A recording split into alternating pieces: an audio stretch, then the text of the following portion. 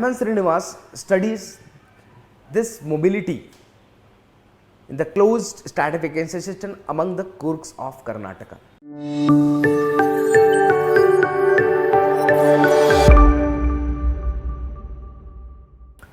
Hello friends, good morning. This is Mohammed Shahbaz Khan.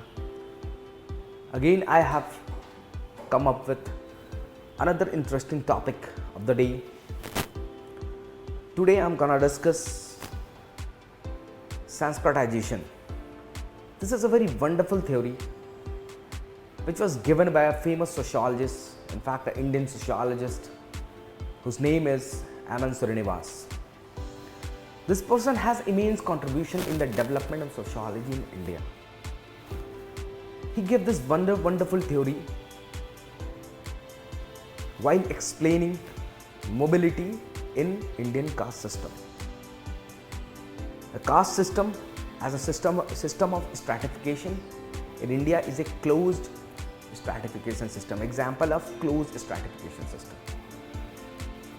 Now, before explaining what is Sanskritization, let me explain what is stratification system or stratification per se.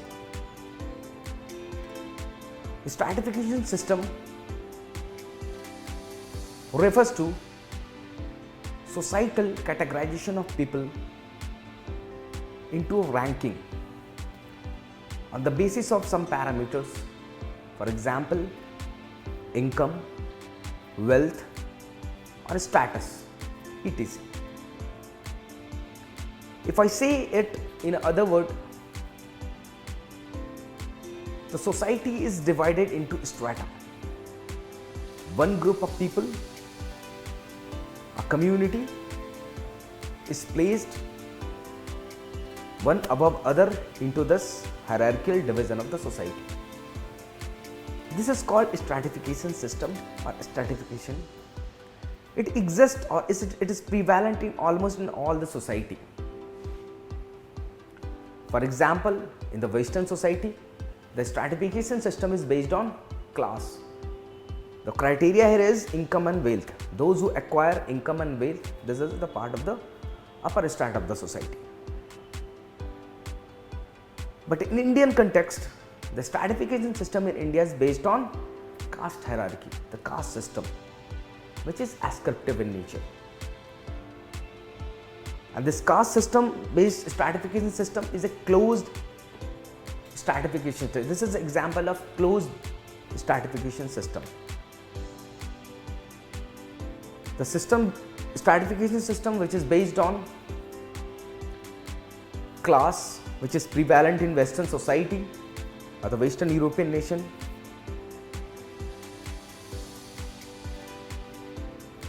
they have these systems are open in nature. It means the mobility, degree of mobility is allowed. If any person acquire income, wealth through hard work, through investment or reinvestment, he can be placed into the upper strata of the society. It means a lower class people, after acquiring wealth and income, can become the part of upper class. But this mobility is very much restricted or limited, or you can say closed in the context of Indian society in a caste system.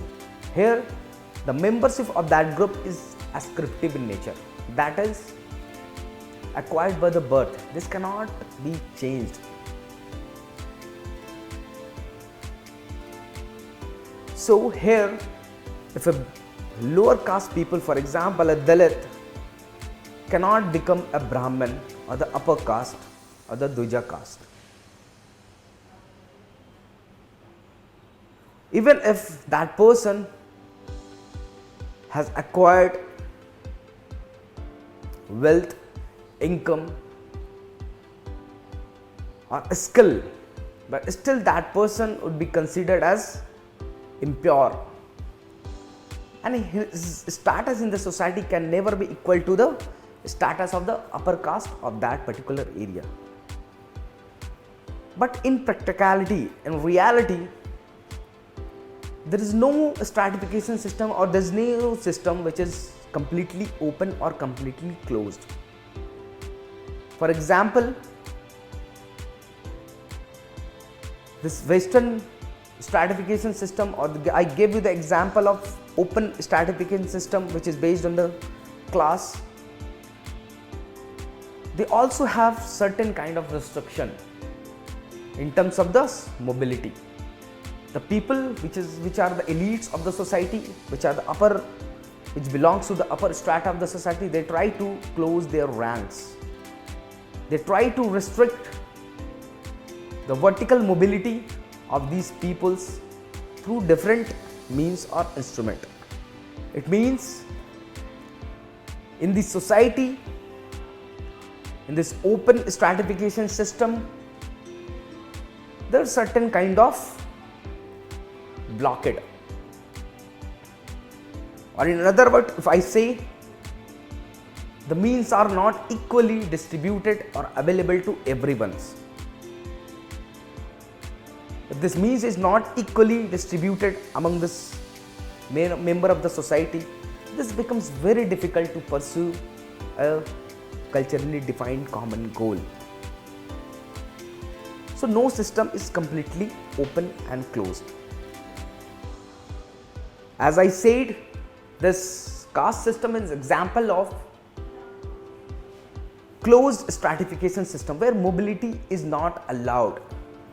A Dalit cannot become the Brahmins or the Kshatriyas or the vice versa. But this Aman Srinivas, whose full name is Masur Narasimhachar Srinivas, while studying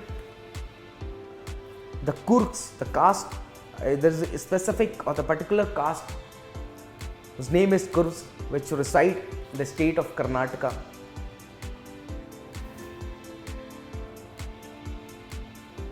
Aman Srinivas studies this mobility in the closed stratification system among the Kurks of Karnataka. He explained this mobility in a closed system of stratification such as caste system. This is a wonderful theory. He explained that caste system is also not rigid. There are certain kind of mobilities also there. As I have said you, there is no system which is completely closed and completely open. So Aman Srinivas terms this mobility or terms this whole phenomena Sanskritization. Sanskritization, according to the Aman Srinivas, this is a slow and gradual process in which a lower caste people or the tribal people start imitating or emulating the lifestyle of the upper caste people or the dominant caste people of that particular area. Initially, Aman Srinivas thought it was the upper caste people or the Duja caste of that area which is being emulated by the lower caste people. But later on, he diverted from these views. While doing this process of Sanskritization, in which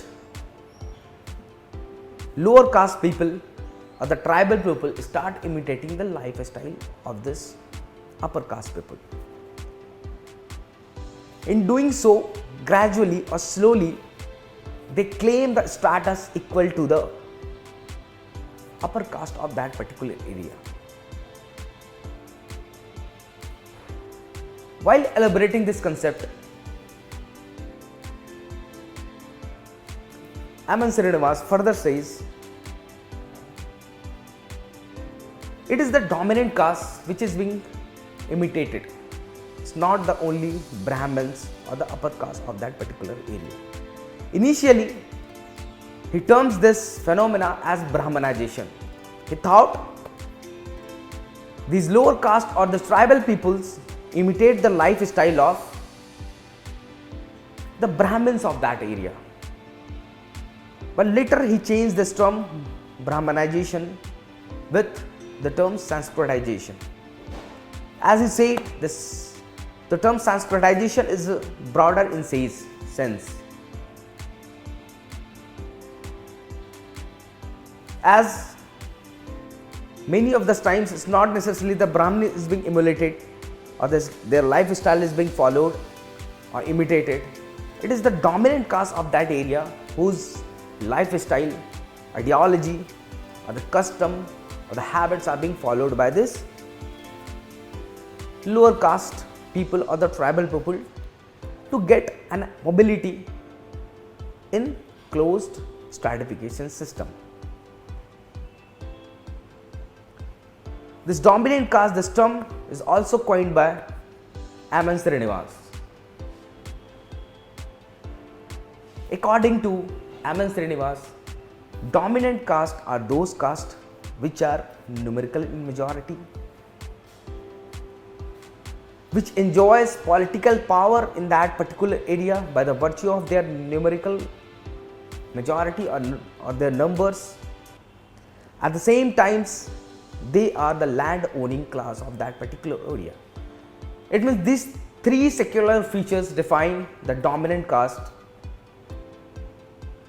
The very first is numerical majority, political power and the land. So this, if any caste qualify these three criteria, would be called as a dominant caste for that particular area. If a ritually higher caste, for example a Brahmin, share all these three characteristics, would be called as decisively dominant caste. So Srinivas says that these are the dominant caste people whose lifestyle being imitated or followed by the lower caste people. While doing so, they tend to, these lower caste people or the tribal peoples tend to change their habits, custom, tradition, ideology and the lifestyle in the line of the lifestyle or the ideology or the custom of the dominant caste people. In this whole process, what they do, they renounce all those defiling activity which is considered impure or which is not recognized by this upper caste people. For example, they renounce the consumption of liquor, they resort to vegetarianism, they really relinquish many of the tradition, habits or the custom which could be associated with these people, or all this lowly activity which they used to perform. They renounce all these lowly activities or the defiling activities, and in doing so they imitate the lifestyle of these peoples. Srinivas further says that this process is very slow and gradual. It takes time. Initially, after acquiring certain amount of power and wealth through this process of Sanskritization,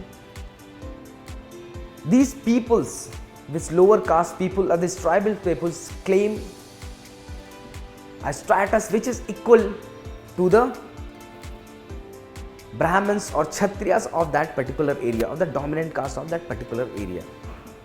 Initially, these claims are refuted or rejected by these peoples, by this dominant caste.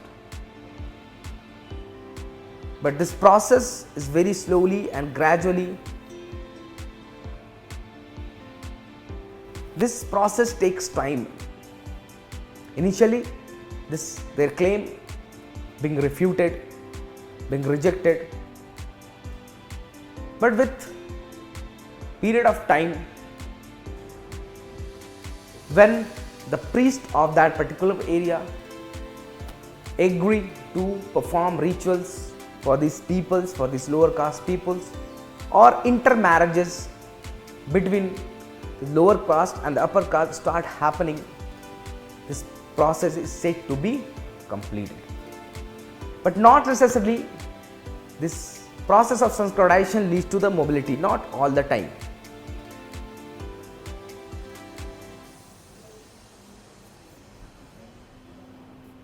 Again, this process has been seen, in fact, in many of this part of the India, this process of Sanskritization can be seen. This is one of the example I can cite, because a study has been done in the Bisipada village of Odisha. This study was conducted by F.G. Bailey, a sociologist.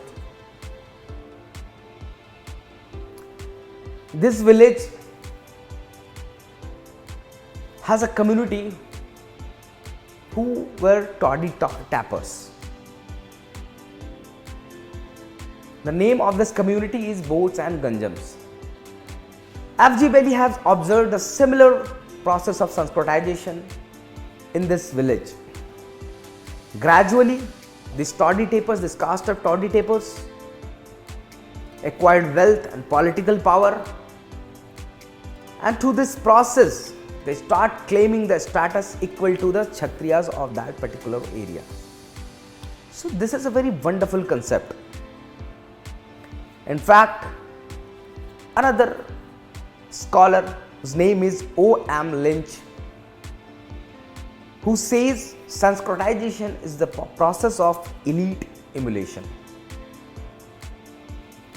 Further, Srinivas says this process of Sanskritization brings mobility, vertical mobility, in the closed stratification system such as caste system. But this change due to Sanskritization, this mobility, vertical mobility from lower stratum to upper stratum, is only a positional level change. It is not related to structural changes in the whole society. It means the status of that particular vertical mobile upward class change only in that particular area. The same change do not happen all across the society. They will be considered as upper caste, or their mobility is recognized in only in that particular society, not all over the society across the India. So this is only a positional change, not a structural change. So this is a very wonderful theory. It was given by Srinivas, which really explain this phenomena of vertical mobility through the process of Sanskritization, and which